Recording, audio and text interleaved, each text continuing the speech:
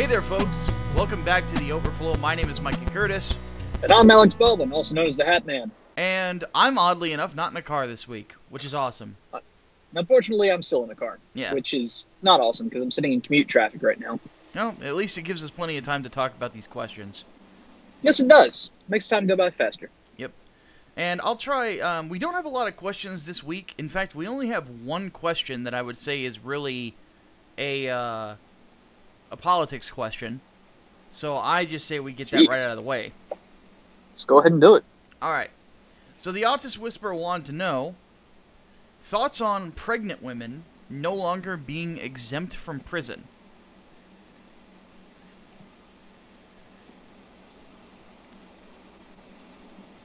You do the crime, I mean... Yeah, that's basically just leveling out the playing field now. Yeah, you want gender equality. Enjoy. Here you go. That's really the long and short of it. I mean,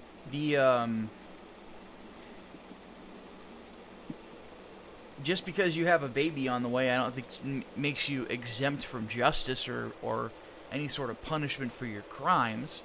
Yeah, certainly not. That sounds kind of heartless, but at the same time, why were you committing crimes in the first place? Yeah, really. And that's I don't have any sympathy for criminals. I really don't. Like unless you're stealing a loaf of bread for your starving family, it's hard for me to look at a crime and go, "Aw, that's unfortunate." This is life. Life is not a movie. I'm almost curious if some women, and I wouldn't be surprised if this was the case, some women intentionally got pregnant so that they could avoid jail time. It wouldn't surprise me if there's been a case like that. Well, not much surprises me these days anyway. Seemingly we're moving towards World War III. But we'll have to discuss that on the podcast. It's kind of interesting. Part of the reason that we didn't have that many questions this week for the Overflow is because, let's be honest, the podcast, like, both entertainment and politics, there wasn't much going on this last week. But now, for this upcoming podcast, there's going to be a lot to talk about. Oh, yeah, there's going to be a ton. So, yeah. I mean, just the news today, I think is enough for a whole podcast. Yeah. Say between Paul Ryan and Syria and so on and so forth, we got plenty to talk about. But anyway, back Zuckerberg. To yeah, and Zuckerberg too. Back to the Pregos though, and I don't mean the pasta. The yeah, the only thing that I would say that I would much rather have guards keep a closer eye on pregnant women in prison to keep them as safe as humanly possible, so that baby, oh yes, of course, is delivered properly. But at the same, because this is a child we're talking about here. We want that baby to be born, but with because prisons are nasty. Somebody would try to kill it. So yeah, you don't want a baby to get shanked, basically. So at this point, I think the only problem that I have is that how have we gotten to the point where we've got people are probably going to get on me for my gynocentrism here, but why can't women why can't men stay out of trouble? Why can't women stay out of trouble too? We men are kind of the troublemakers by our nature. Dear God. So I don't know. I keep looking at the world around me. I'm like, this sucks. This is stupid. Why is everyone and everything so stupid? Yeah, truth. All right, let's move on to entertainment. All right. So CT117 asked, "Is there a problem if one of your favorite movies gets an Oscar, even though we know that it's being run by far leftists?" Well, my favorite movie of all time is an Oscar winner, and it was made by a lefty. Not a far lefty, but a lefty. And there were probably a bunch of other lefties that were part of the creation of the film. So, I really don't care, as long as the movie's good. So what movie was that? Gladiator. Oh yes, I love Gladiator. I believe my favorite movie also won an Oscar, and the guy who won it, if I'm remembering correctly, and this was Edward Norton in American History X. Hmm. I'm pretty sure he's a lefty too. Oh, yeah. So, ironically, a lefty that was playing a neo-Nazi. Very convincing job, too. But this is Edward Norton we're talking about. But, Oh yes. but yeah, there's not really a. I think that it's kind of unavoidable in the entertainment world. The Yeah. problem is not necessarily when it comes to entertainment, people being right leaning or left leaning. The problem that I have is trying to push your politics or using media as propaganda. That's where I have an issue. Yes. I have a video that I'm finally going to be coming back to video making this week. And I have a video I'll be working on tomorrow where I talk about comic books again and kind of how I'm at the point where I'm barely reading them at this point because the books have become pulpits. They have not become entertainment anymore. So, Mm-hmm. and that's just my general point is I don't want the pulpit, I want the stage. And I think that a lot of people in the entertainment world feel like they have a duty to use their positions to push their agendas, and I don't want to pay for that. Well, yeah, that's the natural argument about using your privilege, basically. I mean, that's what the left says. If you are privileged, you have to use that to amplify the marginalized voices or the marginalized positions, and that's bullshit. Like that's preposterous. Like if that's all you're doing, then you're wasting everyone's time except for the people who are already going to be on your side to begin with. Yeah. That's just how it is. I just. But it also goes back to what we were saying with the whole Ready Player One situation too. That it seems like nowadays people are more concerned with making some sort of postmodernist statement about whatever the hell instead of creating something that's entertaining or even remotely compelling just from a storytelling point of view. Yeah. Like now it has to have some sort of political point to make. Yeah, and Far Cry 5 kind of ran into the same thing in the video game realm as well. Exactly. So there's definitely a problem with that. I mean, that's sort of been my big thing about like the MCU, that why I've enjoyed it so much, is that it's focused on entertaining people and making money. And I think that at the end of the day, if that's what you're good at, that's what you should stick to. Leave the politics to politicians. Trying to use your entertainment as this sort of like tool to push a political message, especially one that only one side of the aisle would really identify with. I have a feeling that if Goebbels were still alive, he'd go, "That's a good one."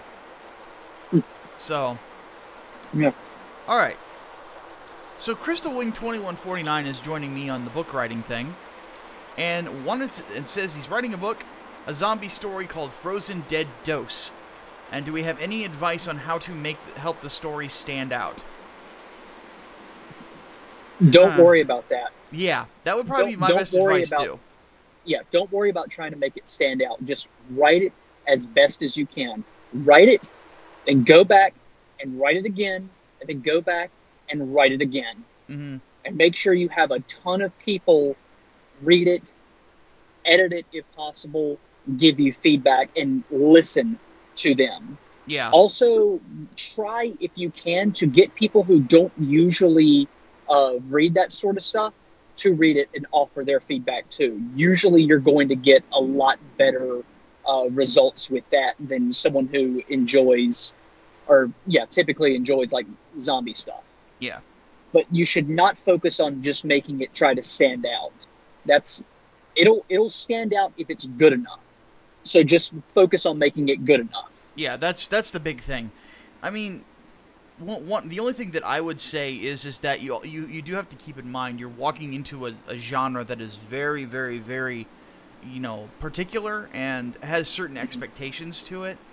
My advice would be either one of two things: to look at what those expectations are and see if that's something that's the way you want to tell the tale. If the answer is no, take every single convention and shuck them.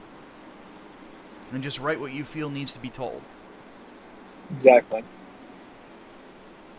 My biggest problem is that sometimes writers, there's an expectation for a certain genre, and they don't focus on telling an interesting story or a story that they find interesting, and they end up putting themselves in a corner, which is part of the reason why I've liked Tom King's Batman so much. You know, I saw people crapping on the most recent issue because it focused on the preparations mentally of Catwoman going into marriage with Bruce Wayne, how her whole life is about to change, and it was an interesting psychological piece, and people were crapping on it because not enough action. I'm like, have you ever read a Tom King story before? Did you read the Swamp Thing Winter Special? Apparently not. Dear God. So yeah, you can't be afraid of taking risks. Exactly. Sure. So, all right. The biggest mistake that you can make in writing is being too afraid to make one. That's true. That is very true. All right. Autistic Whisperer wanted to know, and this is his statement, not ours. After the shit piles that were seasons 6 and 7 of Game of Thrones, are we looking forward to season 8? I liked season 7. Excuse me, shit piles? Yeah, I liked season 7 quite a bit. I like both of them. What the hell? I'm trying to recall where did season 6 start? That was the whole Jon Snow came back, and that was the whole Faith of the Seven arc. That's right. Yeah, and it ended with the set being blown up. Yes. Yeah, that was a good season too. I had to just kind of remember the starting point. Yeah, it was a I have a feeling that there are some people who thought that Jon Snow should have remained dead. No, he's the hero of the story. No. No. Here's the whole. Oh, go ahead. His whole origin is the reason why. He's the key to it. If we're going with Chosen One trope, yeah, he fits that. Yeah. Sorry, it's him. Yeah, I mean, you have to keep in mind that this is the son of Rhaegar Targaryen. Yeah. You know, he actually has a stronger claim to the throne than Daenerys does. Yeah. So, I mean, think about it. It is actually a subversion of your expectations, because you've been led to believe that, Dany is the chosen one. Yeah. She is going to be the one that sits on the throne. She has the claim to it. She's the rightful heir. And then you find out that it's Jon Snow. And you're like, well, that's pretty awesome, because, I like Jon Snow and everything, but that certainly throws a wrench in all these plans, doesn't it? Yeah. Well, yeah, and that's the interesting thing is, oddly enough, in such a messed up universe that George R.R. Martin has created, two of the more virtuous characters are the ones that are going to end up probably winning the day at the end. That everybody's going to die. It's going to be one of the two.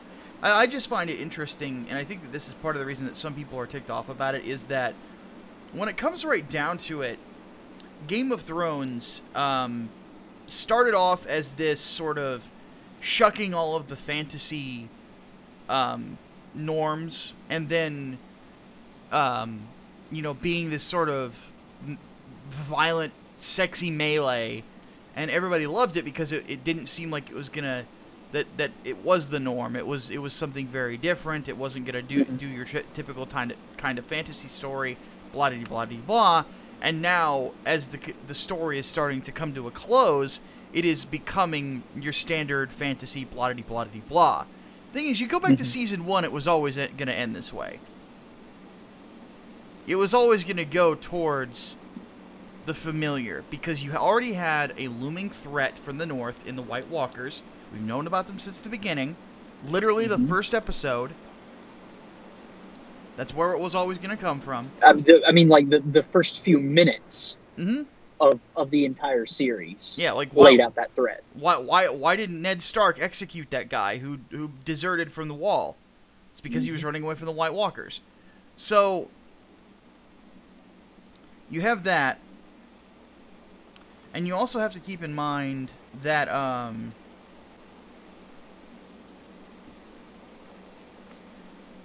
inevitably you can't do the political dance with Cersei and the Lannisters over and over and over and over again for eternity, because it will get old. Yeah. So yeah. I mean, if we're going to talk about shit piles in Game of Thrones, I'd say season 5 was more of a shit pile than 6 and 7. Yeah. Especially with how they treated Stannis, man. Oh yeah. It was definitely a that was a rough season, but yeah. But this is sort of a kind of the way it goes. What season was the one where they brought in oh God, what's his name? The guy who gets his head crushed by the mountain. Oberyn? Yeah, Oberyn Martell. That one was I like believe. That season was a breath of fresh air just because of how good that character was. But it was starting to get old then. Because it was kind of the same thing over and over again. Like there's only so much you could do. So yeah. So yeah, I'm definitely looking forward to season 8. And final question, and this one's gonna have a ton of background as to why this does not happen very often, is have we ever considered bringing viewers onto the podcast to discuss things? Okay, so the last time we did a open Q&A session, a call-in show, it got dominated by one guy who was not me. No, I'm kidding. No, but it did get dominated by somebody who called in and was telling a compelling story, but really took a lot of time from other people's, and it stopped being a Q&A. Yeah, well, we had people waiting in the queue for it, and everyone, loved it. We all loved him, just wanted to let him keep talking, but the problem was that went on for maybe like an hour or so. Yeah. And we said like maybe a 5-10 minute limit, like at max for people. And I have to say that like this is one fear that I think both of us have, is that we don't want to come across like assholes. Yeah, of course. And if we have to be stringent about time, we're gonna have to come across as assholes. Because if you just start rambling, and this is the thing, is that I started my working life in radio. And one thing I had to learn very quickly on, and that if we started doing call-in stuff more often, we would have to be very, very brief about, or is saying, like, you're rambling, you need to ask the question, please. Yeah, just get to the point. Because a lot of people will call in, they're not conversationalists. They don't understand. It's like, okay, this is a Q&A, so I need to ask the question and get the answer. A good example of this would be, I don't know if people have ever watched C-SPAN, because it's boring, but one thing I would do is I would look up a clip. Let me find the title of it real quick. It's an Andrew Breitbart one, called Andrew Breitbart on Current Events. It's from C-SPAN from about 8 years ago. And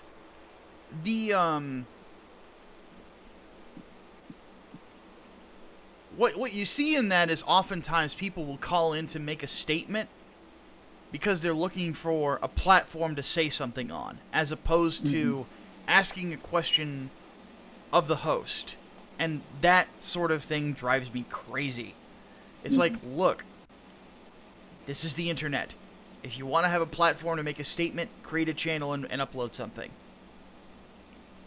Like it's just basically that's the long and short of it. So that's sort of my main issue with it, and why we haven't done it very often. So I don't want to come across like an ass to people. It's like, oh, I was just asking a question. He cut me off after I was in the middle of my manifesto. And it happens. Plus, on top of that, I'll be honest, call-in shows tend to draw in kooks. I remember on an old Hatman hangout, not that I'm blaming Hat for this, but I remember we were talking about the Democrat primaries, you and I were. Mm-hmm. And we were talking about Bernie Sanders and Hillary Clinton having near identical social ideas. Mm-hmm. And then you brought in some guy from the chat that was like, oh, I'm going to debate this guy, I'm going to debate this guy. And this motherfucker goes off on this big tangent about Hillary Clinton being right-wing, which is stupid, and beyond that, saying that, trying to educate me on socialism. And I said, dude, that's not even what I'm talking about. And then every time I would try to get 3 words in edgewise, he's like, oh, hold on a second, I have to feed my kid. Like, I don't remember this. I do, and that guy was a fucking asshole. Now, of all the crazy people that have come into the Hatman's Hangouts, and for everyone who has no idea what we're talking about right now, on my own channel, I used to host live streams, and I would basically bring in just about anybody who wanted to pop in, talk about whatever. And, I mean, there was a topic at first, but it would always get derailed, so we just talked about whatever. And one time, I shit you not, a freaking kid came in, maybe like 12, 13 years old, but a younger kid came in, and we're just like, what do we do? What do we do about this? Eventually, like, I think he just got booted or he left on his own. I don't remember exactly what happened, but he wasn't there for very long. But still, the fact that an open line sort of thing brought in a child, that's kind of crazy. Just outside the nutters that you're usually going to get come on.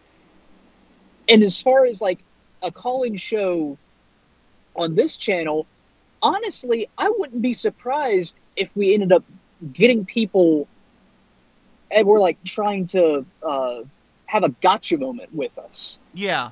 With as many people, and good God, like the white nationalists especially, who like to fight in the comments on some of these videos, I would not be the least bit surprised if some of them came in here trying to turn a call-in show into a freaking blood sports stream. Basically. And this is and that's the sort of thing that we try to avoid. We're not here to pick internet fights. We're here to discuss the issues.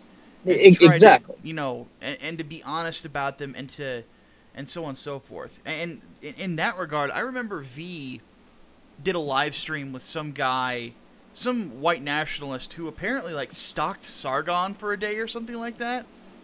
Good God. Really fucking creepy guy. And when V started to corner him on some of his bullshit, he just ducked out because the guy was looking for a gotcha moment, and he was basically trying to get people V to admit or try to say that classical liberal ideas are white ideas. And once he thought he got it, he's like, "Oh, I'm out of here." So, these sorts of situations. This is why we are very stringent on the structure of the show.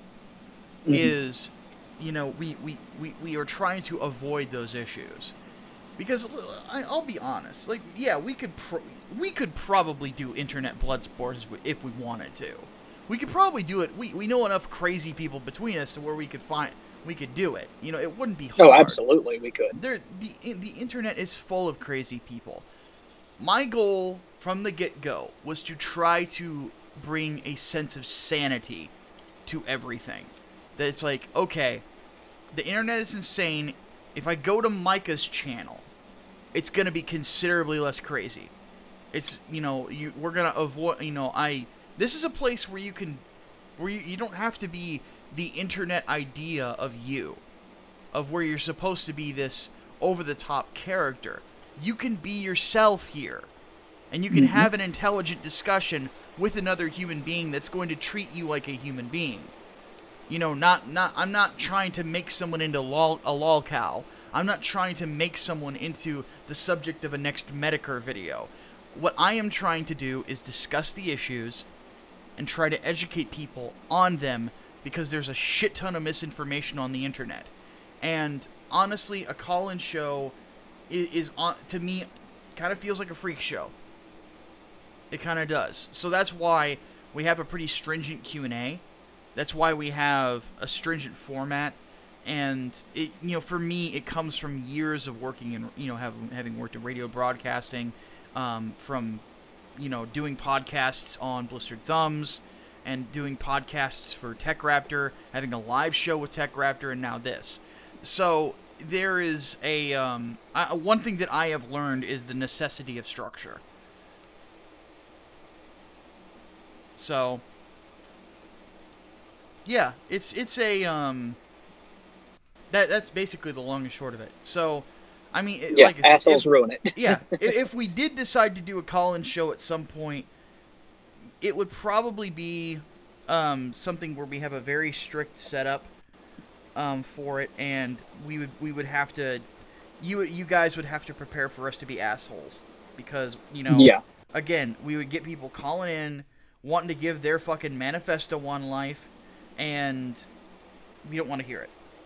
We want to talk about the issues. We want to get interesting questions. We don't really need, you know, why you think the Jews are trying to ruin everything. I need to hit the button, don't I? Yeah, hit the button. So yeah. Yeah, we wouldn't be able to do it on Google Hangouts either, because you can't easily boot people from that. If they have the link, they can just come right back in. Yeah, you can't mute them either very easily. No, it's kind of a shit show. Yeah, we would have to like push it through Skype or something, and you would have to like use a real phone or Skype to call in for it, and I have no idea how to handle that sort of thing. Yeah. I'm sure there's a way to do it. But we'd also have to create burner Skype accounts too, so that people don't. We have a burner Skype account. Well, I don't. We have one for the channel at the very least. Yeah. So, because that was how we were originally going to do the call-in show, through that, and then it turns out I didn't know what the hell I was doing, so because that's when I was running things for a bit. So, yeah, that's what happened there. Yeah, once we have our own space in North Carolina, it would also be a lot easier to manage, because I run things through, instead of having just my microphone here, this thing runs on phantom power and also goes through a mixer, and it's built for multiple inputs. So it's much easier to have this running through one computer with two microphones, and people can just call in on that burner Skype account, ask the question, and then we can just kick them out when they've talked for too long. So yeah, it's, at the end of the day, we don't want to be like the rest of the internet. We like structure. We like having rules, for better or worse, because it keeps things.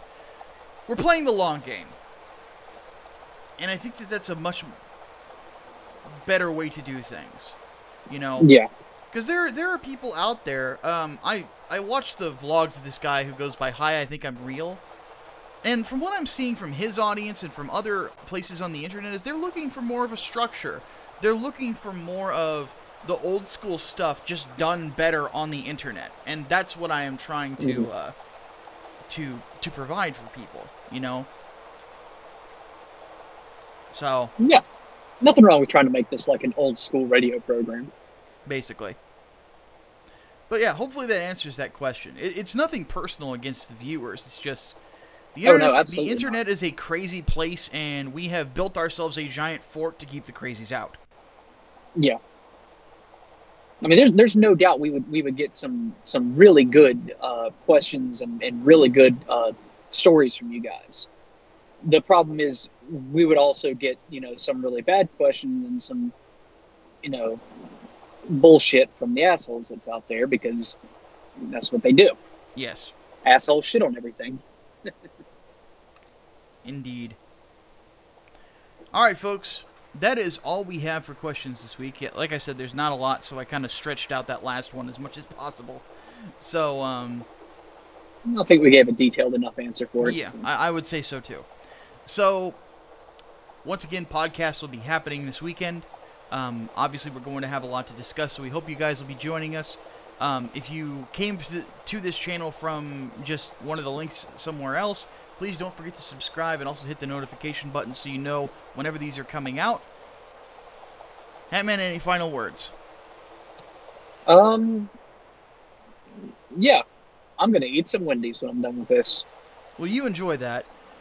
I have pasta left over that I'm going to chow down on that sounds really good. So, with all that said, we're going to go eat. My name is Micah Curtis.